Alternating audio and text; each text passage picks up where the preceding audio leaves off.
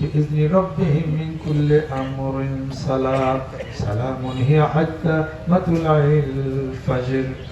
জিবরাইল ফেরেশতা সমস্ত ফেরেশতাদেরকে নিয়ে ওই মক্কা শরীফে আল্লাহর ঘরের উপরে অবতীর্ণ হবেন, আর সমস্ত ফেরেশতাদেরকে পৃথিবীর সব জায়গাতে তিনি ছড়িয়ে দিবেন।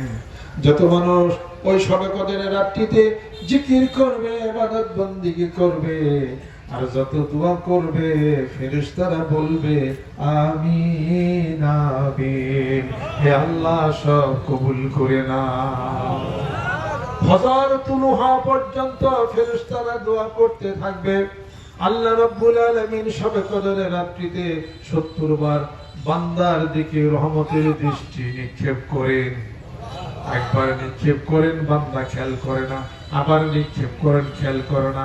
এইভাবে করে আল্লাহ রাব্বুল আলামিন শবে কদরের রাত্রিতে 70 বার বান্দার দিকে রহমতের দৃষ্টি, কুদরতের দৃষ্টি দেন, আর বলে হাল মিন মুস্তাগফিরিন, আছো কি এমন কোন ব্যক্তি কদরের রাত্রিতে, মহিমান্বিত রাত্রিতে আমি আল্লাহর কাছে ক্ষমা চাবে, আমি আল্লাহ রব্বুল আলামিন তোমার জীবনের সমস্ত গুনাহগুলি মাফ করে দেই। বান্দা খেয়াল করে না। এইভাবে 70 বার নজর করার পরে আল্লাহ পাক আর তার নজরটাকে সরিয়ে দেন, আর এই নজরের মধ্যে যে পড়ে যায় এবং ওই ব্যক্তি যদি আল্লাহর কাছে ইস্তিগফার কামনা করে, আল্লাহ রাব্বুল আলামিন জিন্দেগীর গুনাহগুলি মাফ করে দেন। এই রাত্রিতে কোন ব্যক্তি যদি সূরা দুখান 7 বার আর সূরা ইয়াসিন শরীফ যদি 3 বার তেলাওয়াত করে, ওই ব্যক্তি 3টি জিনিস পাবে। 1 নম্বর আল্লাহ পাক তার হায়াত বাড়িয়ে দিবেন, 2 নম্বর তার রিজিক বাড়িয়ে দিবেন, 3 নম্বর জীবনের সমস্ত গুনাহগুলি মাফ করে দিবে। সুবহানাল্লাহ। রোজাদার বান্দাদের জন্য 2টি খুশির সংবাদ, লিসাইমি ফারহাতা, 2টি খুশির সংবাদ।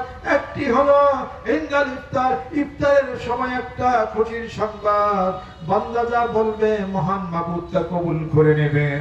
আর দ্বিতীয় আরেকটা খুশির সংবাদ হলো ইনদাল লিকাই রাব্বি, হাসরের ময়দানে মহান মাবুদের সঙ্গে দেখা হয়ে যাবে, সাক্ষাৎ হয়ে যাবে।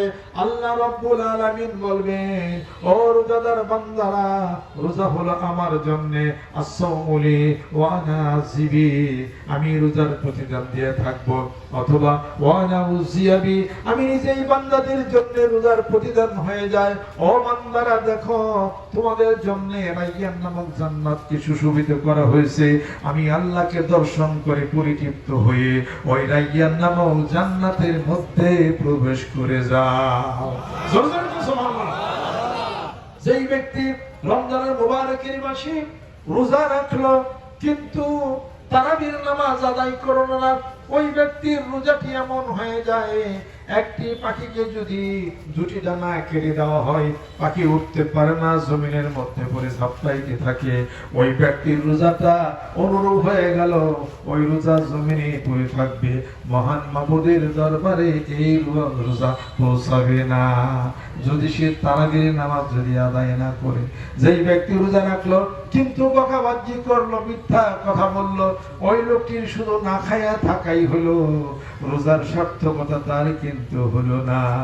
অতএব রমজানের মুবারকের মাসে আমরা যে ফিতরা দেই, ফিতরাটা আদায় করে দিতে হবে, যাকাত দিতে হবে। যেই ব্যক্তি যাকাত দিল তার ধন সম্পত্তি পবিত্র হয়ে গেল, যাকাত দিলে ধন সম্পত্তি বেড়ে যাবে। সারা বছর ভরা এত খাওয়া দাওয়া করলেন, 30টি রোজা যদি আপনি রাখেন, আমি যদি রাখি, দেহের যাকাত হয়ে যায়। আর মালের যাকাত, স্বর্ণের যাকাত, রূপার যাকাত যদি প্রদান করে, ওটা হলো মাল পবিত্র হয়ে গেল। রোজা রাখলে দেহ পবিত্র হয়ে যায়। জোরে জোরে কন্যা সুবহানাল্লাহ।